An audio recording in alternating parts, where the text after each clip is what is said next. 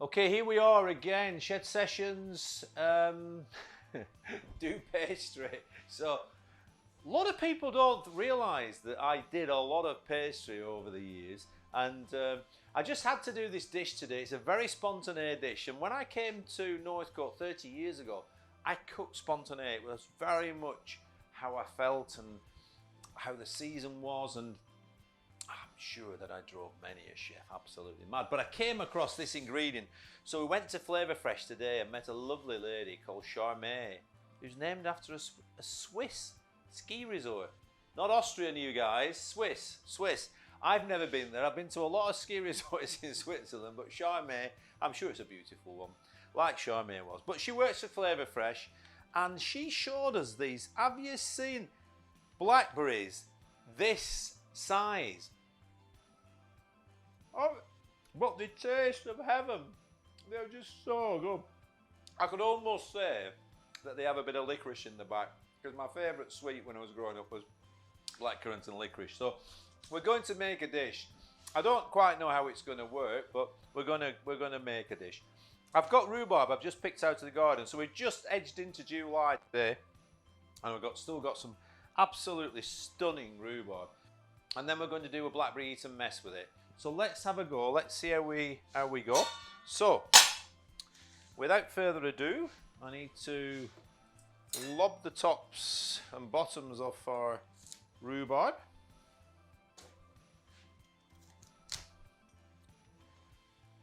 And hope there's not too many creepy crawlers knocking about. Okay, so I always just check with the rhubarb, because you don't necessarily, even at this stage, you don't need to peel them or overly peel them. Who remembers eating rhubarb dipped in sugar? Oh gosh, them were the days.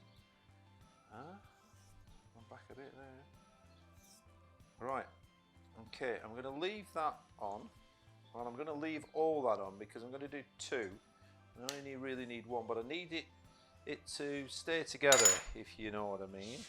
And I'm going to sort of cut it. Oh, might as well do the four. Huh? So we've got that. Okay. They're going to go into our pan, like so. And then I always cook rhubarb in orange juice. And I always said there's very few people can poach things properly. It's such an art, because you always get rhubarb either hard, overcooked, or any poached fruit. I mean, one of my favourite fruits, I've got to say, is Victoria plums. And they're another case that often gets so overcooked. And the secrets, hopefully, I'm going to show you is just taking the rhubarb or the poached fruit so far, stopping the process, taking the fruit out, reducing the juices down, getting the syrup, and then putting it back in. You've got to leave it in there and let it just. Oh. And by the way, these blackberries have a special name, but neither of us, because we picked them up this morning, neither of us can remember the special name, so it can't have been that special, but we did feel it was special. But anyway, here we go. So we've got juice of, let's get the last bit out, 2 oranges in there, two sort of smallish oranges. And as you can see here, got some sugar, we've got our incredible blackberries, and then I've got a meringue, which I'm going to break up, and then I've got some whipping cream, we've got a little bit of vanilla paste, and I've got some blackberry juice. Wow. And a bit of icing sugar, and the other ingredients I need in here. So I'm going to put a little bit of, so I'll put in 4 spoonfuls in there. I'll put a little bit of red wine vinegar in, just to give it a wee kick. Not too much of that. Okay. There we go. And one of the things, although we're trying to make this, relatively speaking, quite quickly, one of the things that you have to be careful with is that you don't actually spoil the rhubarb for sake of just cooking it that little too quickly. So bring it up to the boil by all means, and we can give it a bit of energy to do that. But once it's come up to the boil, I can hear the induction really kicking in now. Be careful, and I'll check the sugar content once it's dissolved, and I'm sort of I can tell by the acidity and the sugar levels when I taste it. So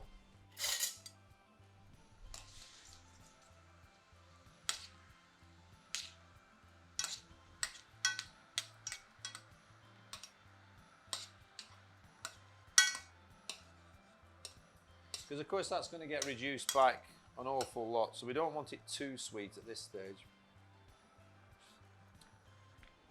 I think I can put a little bit more vinegar in. And now I need to rapidly turn it down because we've got to poach it. So, lid on. Count 2 or 3 minutes. Okay. And while we're counting, we're going to whip a little bit of cream.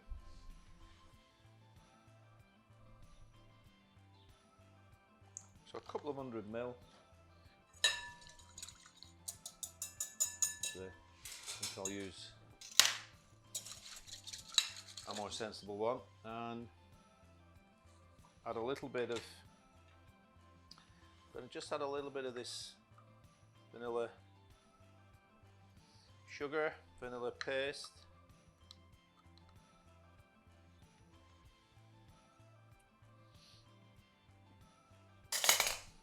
Where does it go? And I've chosen whipping cream because I didn't want it too heavy, too thick. I didn't want it splitting. And again,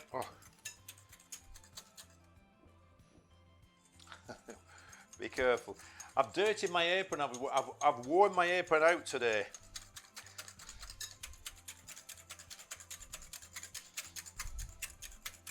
Can't wait.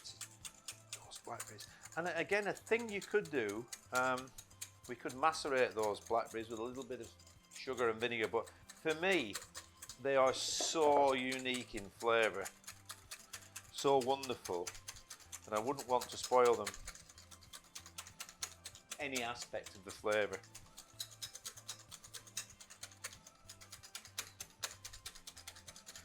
So we're nearly there, so I do need to get it up to reasonable peak. Let's have a look at our rhubarb.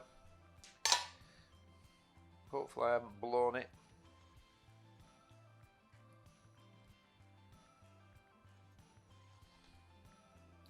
Just going to check it now because it's such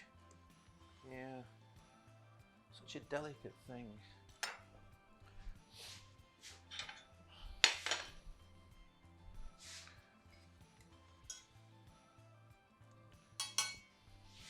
I'm going to have to use the rather large spade.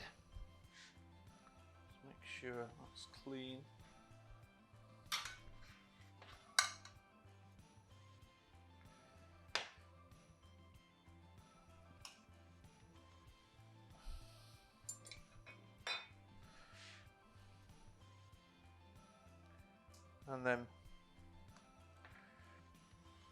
And it will carry on bleeding. Poached fruit always carries on bleeding, whether it's plums, rhubarb, it will just carry on bleeding. So perfect world is hard to get. So let's see how far we get with that. So I need a little bit more.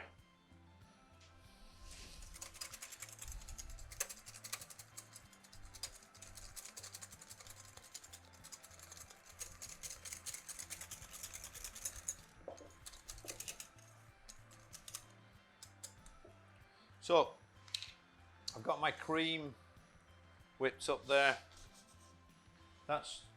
the juices are reducing down. Got my juice here, so I need to cut the blackberries. I'll just pop that to one side.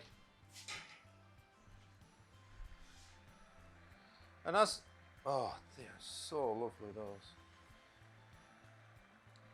giant blackberries. And evidently you've got to have a special license to grow these, and there's only 6 people in the country allowed to grow these, and Flavour Fresh up in Banks are one of those. And they, you know, we're going to do a tomato dish shortly. They're tomatoes that you can see, well, I don't know whether you can see them behind, but we'll be showing you them in a minute. They're just amazing. So let's have a little look. So I'm going to take this down. Really, I'd need to chill that rhubarb down, but I'm actually thinking that it might be a really nice experience to have one component warm and one, as you will, cold. So let's see how we get on. So put the rhubarb back in because the reduction is almost complete. And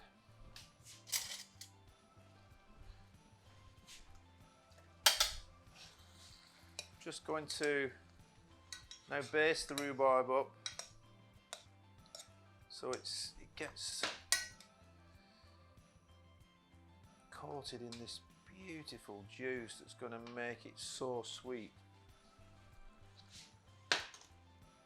And now really we just need to leave it to infuse and let that rhubarb just do the work, and the syrup within. Okay, so while we're doing that and just letting that infuse, I'll get one out quickly and pop it. Get 2. I managed to get 2 out.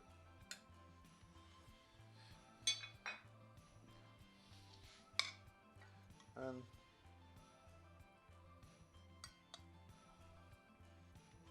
coat it with the syrup and pop it in the fridge for a moment, because I'm just thinking that we want it warm, but I don't want it so hot when it goes on the plate that it slides and makes it look a bit messy. I know we're doing eating mess, but we don't want it overly messy. Okay. So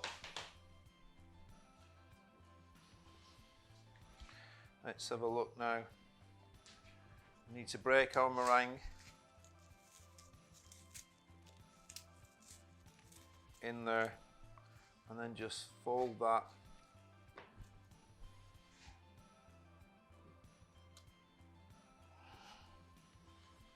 and our giant blackberries go in there, and we're going to just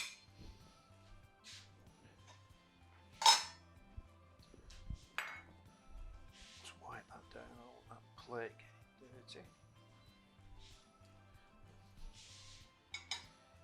Because I've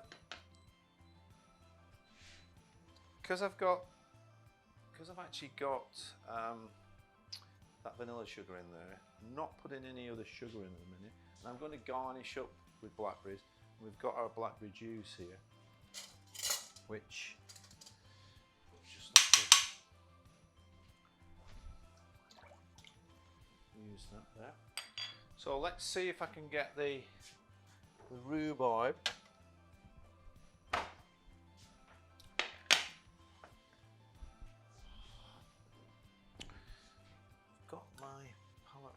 here. Let's take that one, I think.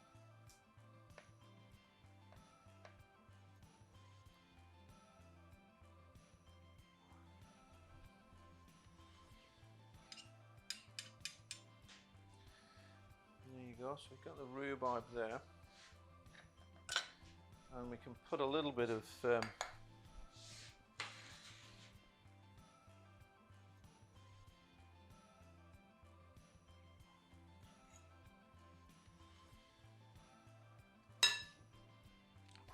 just... I know there's something I've forgotten the time, but I'll just have to nip outside to get that. So one of these enormous blackberries on the top, just to signify how wonderful they are. And then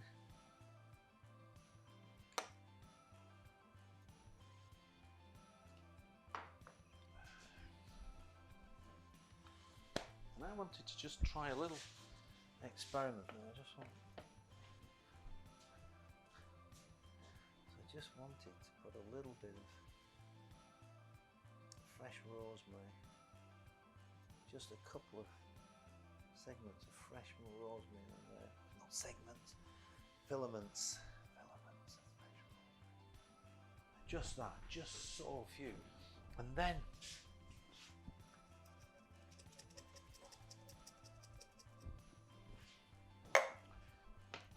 there you go. Not 100% sure how wonderful it will eat, but it should eat pretty wonderful, because you've got this incredible blackberry licoricey flavour going into this earthiness of the rhubarb and freshness that brings, and the orange, and that combination should work really well.